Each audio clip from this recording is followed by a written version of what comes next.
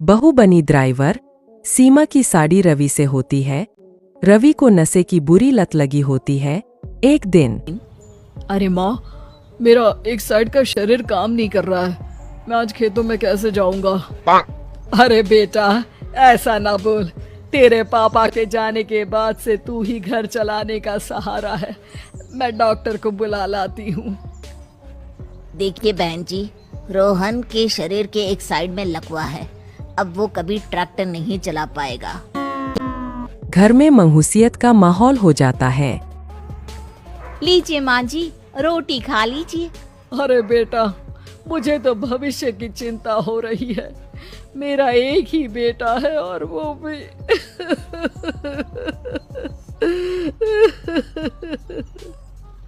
माँ जी, आप चिंता न करें। जब तक ये बीमार है मैं खेत जाकर काम कर लिया करूँगी।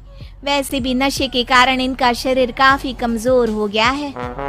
अगले दिन सीमा खेत में जाकर काम कर शाम को घर लौटती है। ये ले बेटा, पानी पी ले।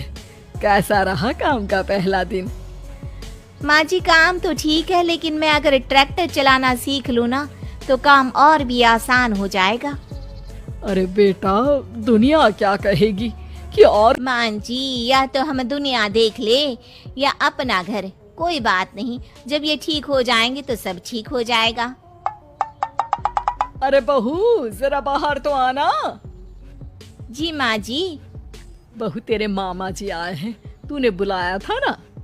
हाँ माँ जी, वो मामा जी ना आज से मुझे ट्रैक्टर चलाना सिखा। सीमा मामाजी से ट्रैक्टर चलाना सीखती है। वो मन लगाकर खेतों में काम करती है। और एक दिन माँ जी, पता है इस बार पूरे गांव में सबसे ज्यादा फसल का उत्पादन हमारे खेतों में हुआ है। इस साल तो खूब पैसे आएंगे। हाँ। सास खुश नहीं होती है। वो चुपचाप वहाँ से जाने लगती है। तभी सीमा उसे रोक लेती है। क्या हुआ माँ जी, आपको खुशी नहीं हुई? बेटा, आज डॉक्टर साहब बोल रहे थे कि रोहन के ठीक होने के लिए 5 लाख रुपए की जरूरत है। समझ नहीं आ रहा क्या करूं। सीमा शांत हो जाती है। अगले दिन सास सीमा के पास आती है। बेटा, ये मेरे गहने हैं। इसे अपने गहनों के साथ जोड़कर सुनार को दिया। जितने पैसे हो ले आ, डॉक्टर को आज ही देने हैं। सीमा अपने गहने और सास के गहनों को लेकर दुकान में बेचकर पैसे लेकर घर आ जाती है। माँ जी, सिर्फ 3 लाख रुपए का ही इंतजाम हो पाया है। बाकी के पैसे कैसे आएंगे? बेटा, अब तो एक ही चारा है, हमें जमीन भी बेचनी पड़ेगी। माँ, खेत बेच देंगे तो खाएंगे क्या? अरे बेटा, कोई दूसरा चारा भी तो नहीं है। रोहन ठीक हो जाए तो वो मेहनत करके इससे भी बड़ी जमीन ले लेगा। सास बहू मिलकर खेत भी बेच देते हैं। अब पूरे पैसे लेकर सास डॉक्टर के पास जाती है। डॉक्टर साहब, ये लीजिए सारे पैसे, बस किसी तरह मेरे बेटे को ठीक कर दीजिए।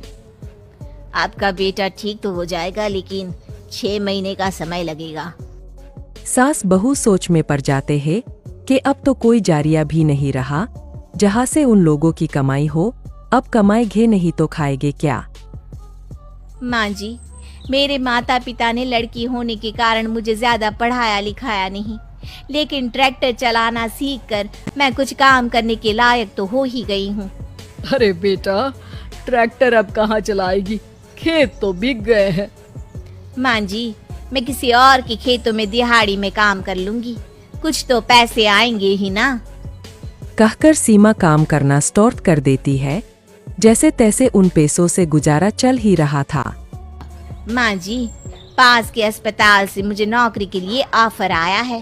पैसे भी ये 4 गुना ज्यादा मिलेंगे और अब खाने पीने दवाई के साथ हम कुछ पैसे भविष्य के लिए भी जोड़ पाएंगे।